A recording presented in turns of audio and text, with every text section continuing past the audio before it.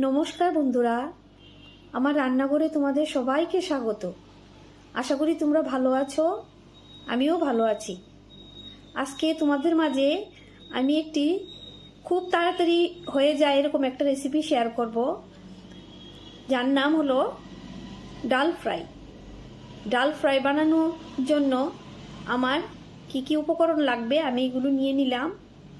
তো এখানে আমি মুসুর ডাল নিয়ে নিলাম, যা আমি কিছুক্ষণ আগে ভিজিয়ে রেখে ভালো করে ধুয়ে একটা ছাঁকনির মধ্যে রেখে দিলাম।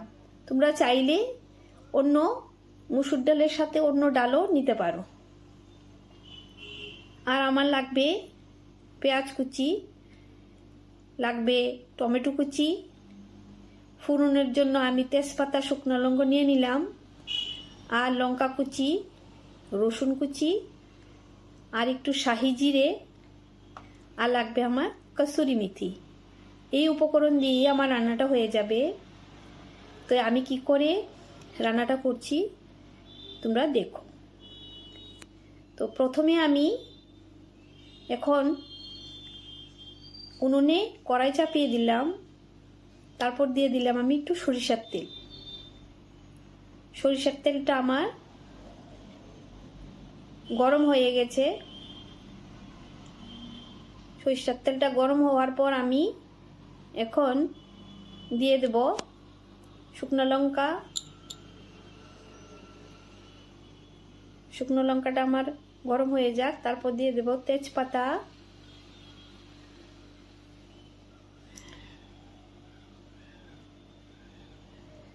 তারপর দিয়ে দেব শাহি জিরে। এটাকে ভালো করে নাড়াচাড়া দিয়ে এখন আমি পেঁয়াজ কুচিটা দিয়ে দেব। এখানে পেঁয়াজটা খুব মিহি করে আমি কাটিনি, একটু মোটা মোটা রেখেছি। তোমরা চাইলে তোমাদের পছন্দ মতো পেঁয়াজ কেটে নিতে পারো।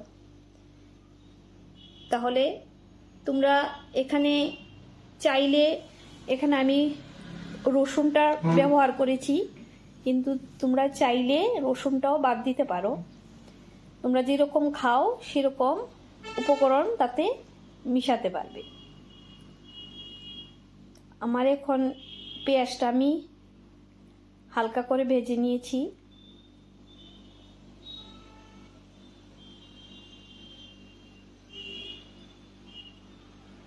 এখন দিয়ে দিলাম রসুন কুচিটা।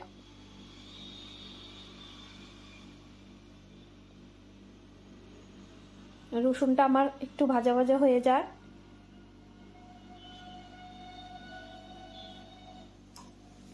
এখন আমি টমেটো কুচিটা দিয়ে দিলাম।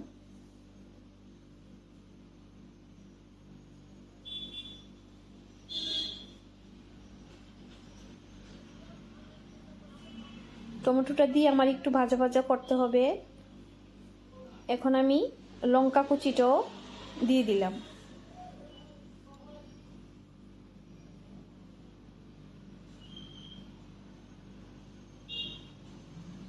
এখন আমি আরো কিছুক্ষণ এটাকে একটু ভেজে নেব।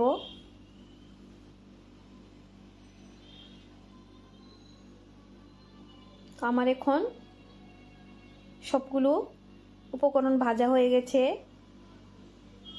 এখন দিয়ে দিব মুসুর ডালটা। মুসুর ডালটা তোমরা অবশ্যই একটু জলটা ঝরিয়ে রাখবে, তাহলে ভালো হবে।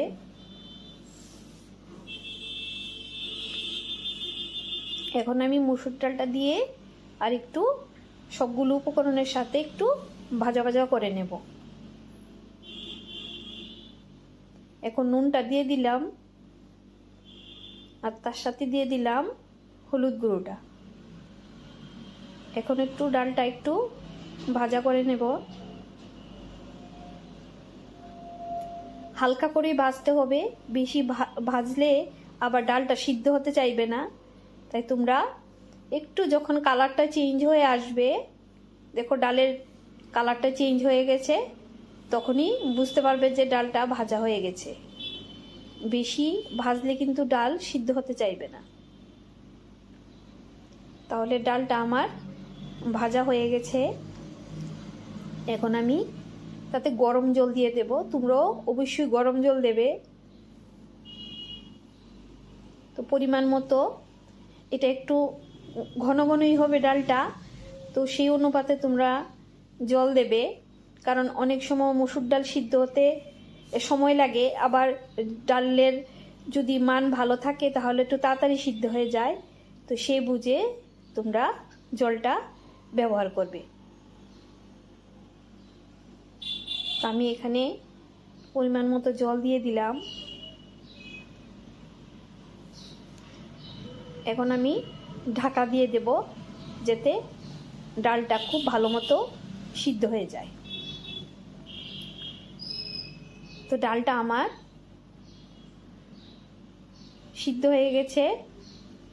তোমরা চাইলে এই ডালটা প্রেসার কুকারও করতে পারো। প্রেসার কুকারও করলে খুব ভালো সিদ্ধ হয় ডাল, খেতেও ভালো লাগে।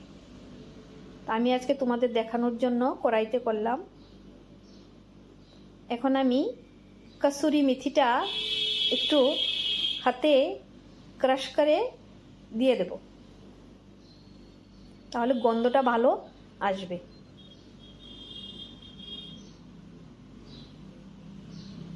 তো হয়ে গেল আমার ডাল ফ্রাই। তো তোমাদের কীরকম লাগলো? আমরা তো মাঝে মাঝে এটা বানিয়ে খাই, বিশেষ করে রাত্রিবেলা যখন খাওয়ার কিছু থাকে না তখন আমি এটা বানিয়ে নিই, সঙ্গে একটু ভাজি করে নিই। আর রুটির সাথেও ভালো লাগে, গরম ভাতের সাথেও ভালো লাগে। তো তোমরাও বানিয়ে খাবে, খুব ভালো লাগবে, খেয়ে দেখো। তো হয়ে গেল আমার ডাল ফ্রাই। কেমন হয়েছে